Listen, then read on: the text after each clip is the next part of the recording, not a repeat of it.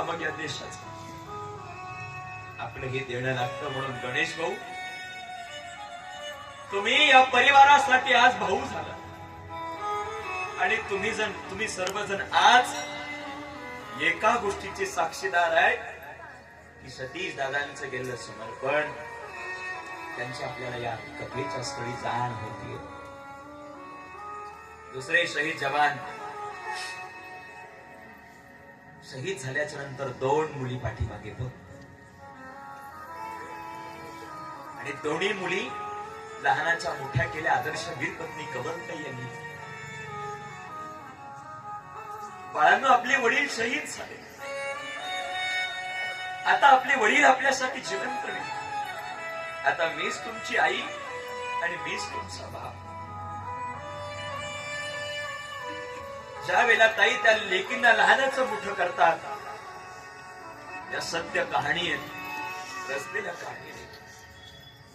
आपण युट्यूब वरती जा, आदर्श वीर पत्नी कमलताई गायकवाड यांची मुलाखत आहे का?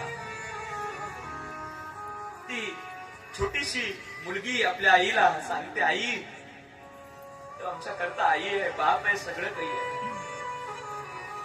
तर ज्या वेळेला त्या मुलींचा विवाह येईल त्यावेळेला तो बाप वर्दीतला फोटोकडे पाहून त्यांना नमस्कार करून त्यांना त्या ठिकाणी जीवन स्वीकारायचं. सांगा ना मला, काय देऊ शकतो आपण त्यांना? गेलेला बाप परत आणून देऊ शकतो साहेब? अरे किती पैसे दिले म्हणजे त्या लेकीच्या लग्नामध्ये 4 तांदूळ टाकायला तो बाप उभा राहील? सांगा मला, किती पैसे दिले म्हणजे तो बाप मिळेल त्या दिदीला?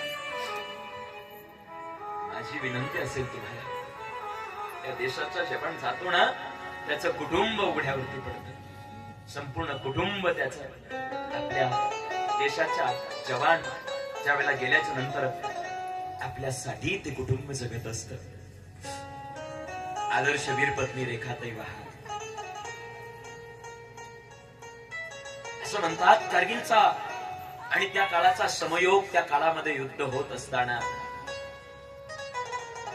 रेखाताईंच्या जीवनामध्ये हा प्रसंग आल्यापासून ते आजपर्यंत जीवन जगत असताना त्यांनी एक त्राण आणि प्राण घेतला आहे. तोपर्यंत या जगाला ओढून सांगेन की माझे पती माझ्या करता गेले नाही, मग माझ्या करता माझे पती जिवंत आहे म्हणून सौभाग्यवतीचं मी लेणं घालेल आणि अभिमानानं जगेन. पण माझे पती गेले म्हणून मी कधी दुःखी होणार नाही. माझे पती आहेत हा स्वाभिमान म्हणून मी कुंकू लावेल, टिकली लावेल, गळ्यामध्ये मंगळसूत्र घालेल आणि माझ्या मालकासाठी अभिमानानं जगेल. रेखाताईंनी आपल्या जीवनाच्या संपूर्ण रेखा आपल्या पतीसाठी, आपल्या संपूर्ण मुलांसाठी आखून ठेवल्या आणि आज त्या मुलांच्या बापही होतात आणि आई होतात. अशा असणाऱ्या रेखा आज सर्वात मोठं देणं विश्व महापुराण कथा आज या परिवाराला बहाल करते. इथे रिटायर फौजी आलेले आदरणीय आमचे गोरे साहेब. रिटायरमेंटचा कार्यक्रम झाला. साहेबांच्या पत्नीने ज्यावेळेला सगळं नियोजन केलं, माझे मालक घरी येणार आहे, महाराज माझ्या जीवनात सोन्यासारखा दिवस आहे, माझा फौजी एवढ्या दिवसाच्या नंतर घरी येतो. मालक रेल्वे स्टेशन वरती उभे होते आणि इकडे मंडप सजवलेला होता आणि कीर्तन उभं ठेवलं होतं. ज्यांचे पती गेले महाराज, त्यांना हे सौभाग्य प्राप्त झालं नाही. या देशाच्या जवानाची पत्नी एवढं प्रेम करते, एवढं प्रेम करते, हे सुनील महाराजांनी स्वतः डोळ्यांनी पाहिलंय.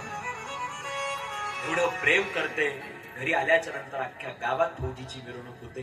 काही लागत नाही आम्हाला, फक्त सन्मानाचे 4 शब्द जवान करतात द्या. काही अपेक्षा नाही, काही अपेक्षा. आज विश्व महापुराण कथा त्यांना सौभाग्यवतीचा सन्मान बहाल करते. हा गौरव. माझी विनंती आहे, आपल्या आजूबाजूला कोणी फौजी असेल आणि कांचनवाडीमध्ये ज्यांची कुणाची मुलं या देशाच्या रक्षणाकरता गेली असेल, त्या मात्या पित्या करता एकदा जोरदार